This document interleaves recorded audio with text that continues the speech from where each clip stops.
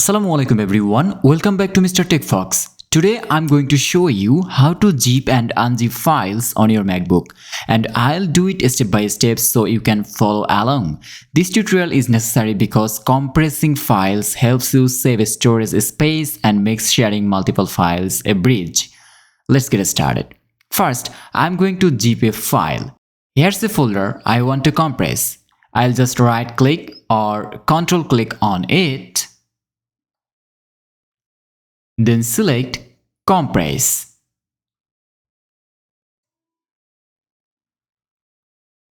And there it is.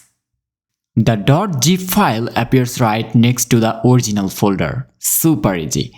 Now let's unzip a file. I have got a .zip file here, so I'm just going to double click on it. Watch this. It extracts the contents right into the same folder. Done. And that's all there is to it.